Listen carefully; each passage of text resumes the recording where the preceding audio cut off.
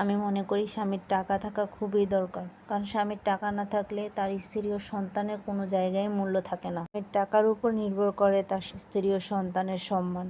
স্বামীর টাকা আছে, এই সমাজের মানুষ আপনাকে মাথায় করে রাখবে। এই স্বামীর টাকার উপর নির্ভর করে এই সমাজের মানুষের ভালোবাসা। স্বামীর টাকা না থাকলে এই সমাজের মানুষের কাছে আপনার কোনো মূল্য থাকবে না, আপনার সন্তানের কোনো মূল্য থাকবে না। স্বামীর টাকা আছে, দেখবেন আপনার সন্তানকে সবাই মাথার মুকুট করে রাখবে, আদরে শেষ হবে না। আর স্বামীর টাকা নাই, আপনার সন্তানের কেউ খোঁজ খবরও নেবে না, এমনকি আপনার স্ত্রীর কোনো দাম থাকবে না। আপনার টাকা আছে মানিয়ে আপনি সব জায়গায় রানী, আপনার টাকা আছে মানিয়ে আপনি সব জায়গায় গিয়ে বড় গলায় কথা বলতে পারবেন। আপনার টাকা আছে মানিয়ে আপনাকে মাছের বড় পিসটা আগে দিবে। আপনার টাকা আছে মানিয়ে সমাজে যে কোনো অনুষ্ঠান সবার আগে আপনাকে ইনভাইট করবে। আপনার টাকা আছে মানে বোন আপনাকে সবার আগে মূল্য দিবে। আপনার টাকা আছে মানে আপনার বাবা মা আপনাকে সবার আগে মূল্য দিবে। আপনার টাকা নেই, আপনাকে কেউ মূল্যও দিবে না, আপনার স্ত্রী সন্তানেরও মূল্য থাকবে না। তো এই সময় থাকতে নিজের পায়ে দাঁড়ান, ইনকাম করুন, কারণ টাকা থাকলে আপনি দুনিয়ার মানুষগুলোর সাথে যুদ্ধ করতে পারবেন। আর টাকা না থাকলে আপনি দুনিয়ার মানুষগুলোকে চিনবেন যে তাদের রূপ কতটা ভয়ঙ্কর হতে পারে। আমি মনে করি এখনকার রক্তের সম্পর্ক বলতে কিছুই নেই, সবই টাকার খেলা। আপনার টাকা আছে, আপনার বাইরের মানুষও আপনার রক্তের সম্পর্ক হয়ে যাবে, রক্তের সম্পর্ক না থাকলেও হয়ে যাবে। আপনার টাকা নেই, রক্তের সম্পর্ক মানুষ ত্যায্য করে দেয়, ছিন্ন করে দেয় টাকার জন্য।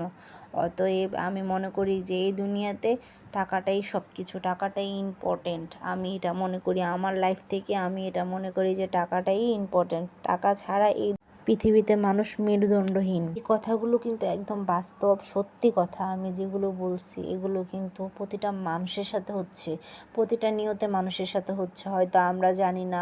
আমাদের আশেপাশে এরকম অনেক মানুষ আছে যারা এই পরিস্থিতির শিকার হচ্ছে এই টাকার জন্য। আল্লাহ সবাইকে সুস্থ রাখুক, ভালো রাখুক। কথা বলতে বলতে অনেক আমি পুরো একদম ঘরটা গোছাচ্ছিলাম, প্রায় অনেক দিন যাবৎ ঘরটা গোছানো, রোজার ঈদের সময় গোছানো হয়েছে, তার মধ্যে আর একবারও গোছানো হয়নি। অসুস্থতা ছিল, মেয়ে ছিল অসুস্থ, আমি ছিলাম অসুস্থ, যার কারণে কিছুই গোছানো হয়নি। তার জন্য উপরের ছবিগুলো নামিয়ে একটু মোছা হয়েছে, আমার মেয়ের ছবিগুলো। আর এখানে তো আমার ফেভারিট একটা জিনিস, যেটা আমার মেয়ের চুড়ি, এগুলো আমার খুব একটা ফেভারিট জিনিস।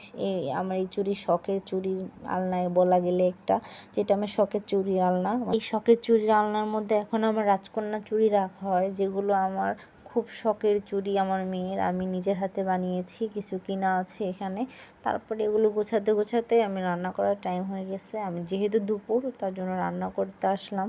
আমার যেহেতু আজকে ঘর গোছানো হয়েছে, তার বেশি একটা কিছু রান্না করব না, হালকা পাতলাই রান্না করছিলাম। রান্না করতে করতে মেয়ের কান্না শুনে তারপর আসছি। মেয়ে কান্না করতেছে, তার নানু বাইরে গেছে, তাকে রেখে গেছে কেন, তার জন্য সে কান্না করতে করতে অস্থির হয়ে গেছে।